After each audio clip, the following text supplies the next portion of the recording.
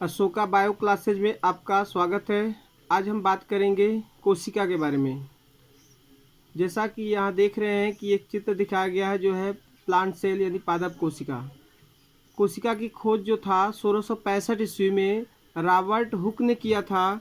वास्तव में वो कोशिका नहीं थी बल्कि मृत कोशिका थी, यानी कि कोशिका भित्ति थी।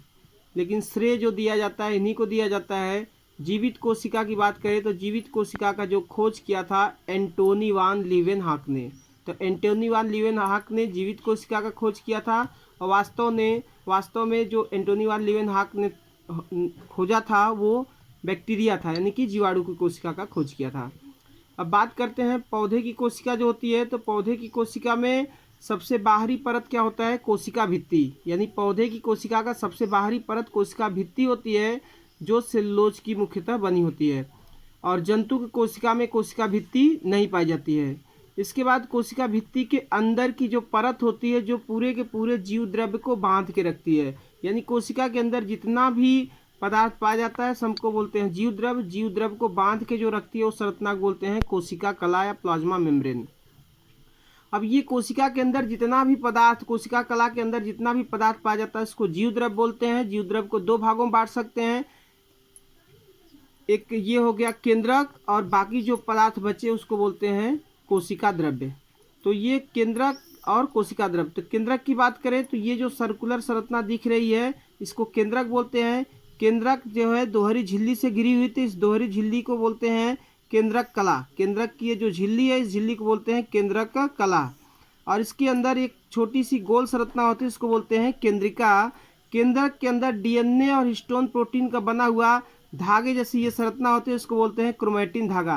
क्रोमैटिन धागा ही आगे चल के गुणसूत्र का निर्माण करता है और हमारे प्रत्येक कोशिका में 46 गुणसूत्र का निर्माण होता है।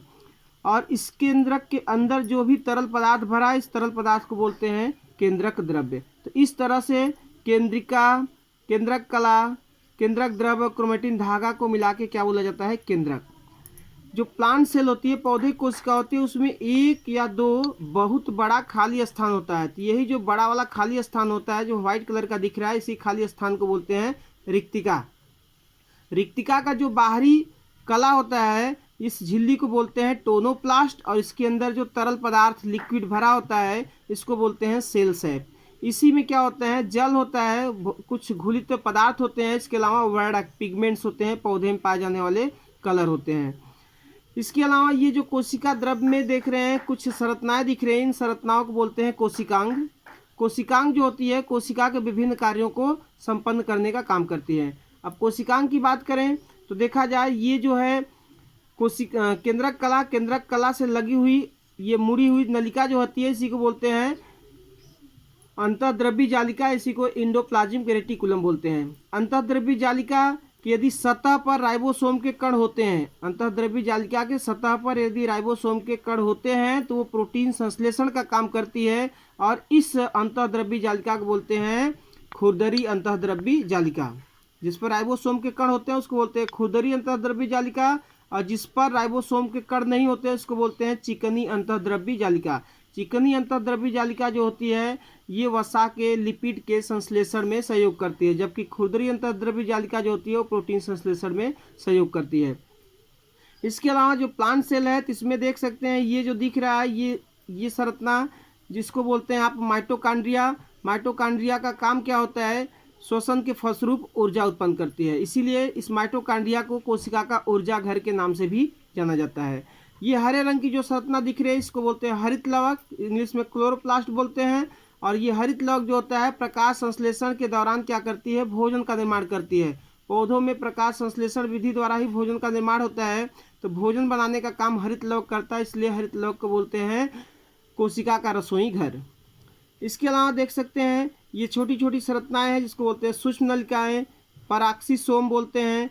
और इसके अलावा इधर देखा जाए तो ये जो देख सकते हैं कोशिका के बीच बीच में जगह कुछ दिख रहा है खाली स्थान, जैसे यहाँ पे दिख सकता है ये सब जो खाली स्थान दिख रहा है इस खाली स्थान को बोलते हैं प्लाज्मोडेस्मेटा। प्लाज्मोडेस्मेटा का काम क्या होता है?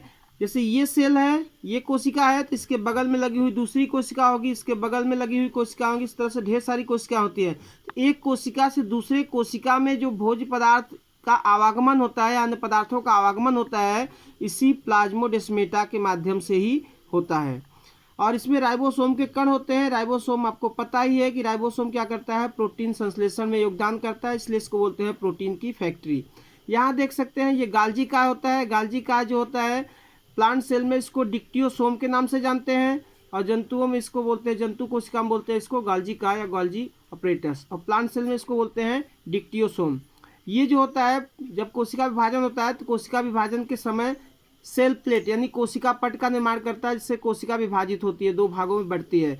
गाल्जी काय ही बनाता है लयन काय को, जिसको लाइसोसोम बोलते हैं, और लाइसोसोम को जिसने डी डुवे नामक वैज्ञानिक ने खोजा था। लयन काय क्या करता है, इसमें विभिन्न प्रकार के हाइड्रोलिटिक एंजाइम होते हैं। यह जब लयन काय टूटता है या फटता है तो ये अपने नष्ट होता है, प्लस पूरे सेल को डाइजेस्ट कर देता है, नष्ट कर देता है। तो स्वयं नष्ट होता है प्लस पूरे सेल को नष्ट करता है, इसलिए इसको बोलते हैं आत्मघाती थैली या सुसाइड बैग। और गाल्जी काय क्या कहते हैं, कोशिका का ट्रैफिक पुलिस के नाम से भी इसको जाना जाता है। तो इस तरह से हमने देखा आज कोशिका के बारे में। तो ध्यान रखना है, लगभग पौधे और जंतु कोशिका में सेम संरचना होती है। मेन अंतर यही होता है कि पादप कोशिका यानी प्लांट सेल में जो होता है कोशिका भित्ति होती है, जबकि जंतु कोशिका में कोशिका भित्ति अनुपस्थित होता है। इस तरह से हमने कोशिका के बारे में जाना। वीडियो देखने के लिए धन्यवाद। ज़्यादा से ज़्यादा लाइक, सब्सक्राइब और शेयर कीजिए।